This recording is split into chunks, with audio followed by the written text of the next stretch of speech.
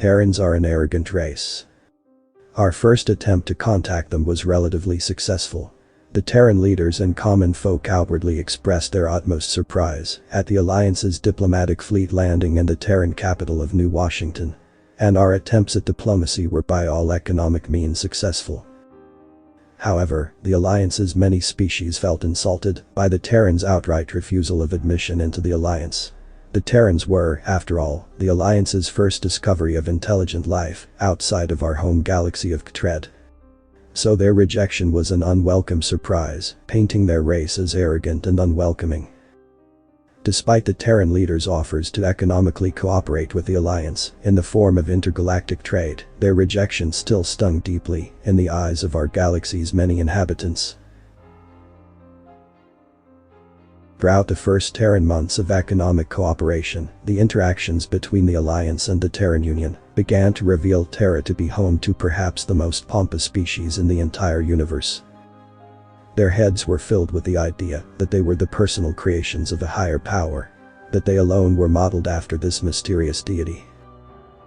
They believed themselves superior to every Alliance species in every and any way possible. Terran arrogance knew no bounds. We of the Alliance had many theories on just why exactly the Terrans considered themselves to be better than all else. The running answer always seemed to lay with the fact that Terra seemed to be home to its galaxy's only natively inhabited planet. We found evidence of Terran colonies throughout its entire galaxy, which they had oddly dubbed the Milky Way. But beyond that was zero evidence that any previous civilizations had originated beyond the Terran home planet. Because of this, the Alliance concluded that Terran arrogance stemmed from their many years of solitude in their galaxy. We believed that, because they thought of themselves alone for so many millennia, their sense of self-importance had been overinflated to unimaginable proportions. We were wrong. Terran colonies were littered throughout the Milky Way, and due to Terra's own placement within its galaxy, the Alliance was able to supply these colonies with necessary materials more efficiently than Terra herself. Supply drops to these colonies became a common routine for the Alliance and allowed us to further explore the Milky Way. However, the Terran Union made it clear that our supply drops to these colonies would be no more than that, a supply drop. The Alliance, under no circumstance, was to let their pilots off of their ships.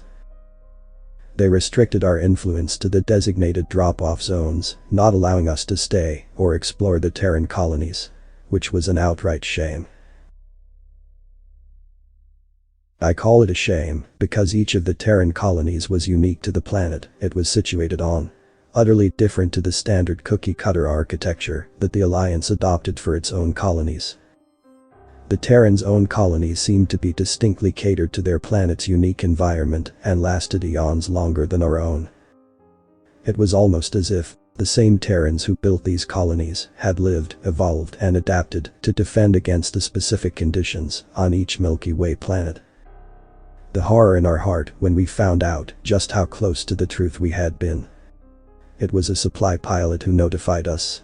A supply pilot that started the chain. The Clutrid pilot had scheduled a weekly Alliance supply drop at the Terran colony on the planet of Attribution. What should have been a standard drop-off turned into a long string of delays as the transport vessel needed repairs due to a small asteroid belt strike. The Clutrid was advised by the Terrans to stay overnight in his ship due to the number of repairs the transport vessel required. In what he described as simply natural curiosity, the Clutrid pilot, unbeknownst to any of the Terran colonists, decided to exit his supply ship and explore the colony. An excerpt from his official statement can be read below. I used a shawl to hide. It was really just an impulse. I mean, any other day, I wouldn't have done it. I'm a Clutrid. Everyone knows we look identical to humans besides our hair, so I thought I could pull it off. I wouldn't have gone if I knew what I'd hear there. This Terran, he was on something and started talking to me. I couldn't exactly understand him since my basic Terran is only passable at moments, and he was slurring his words. But he told me something the Terrans haven't told us themselves. This Terran started bragging to me about the colony. At first it was normal. The usual Terran crap about species superiority. And how they were chosen for this mission. I thought it best to ask him, what mission? He answered with one word. Eradication. Asking him what he meant was interesting because he must have been drunk enough not to understand what I was asking him. Instead, he started talking to himself about some planetary divine intervention in the name of their creator. When I asked him to explain, he simply told me to, and I quote, look around and ask yourself.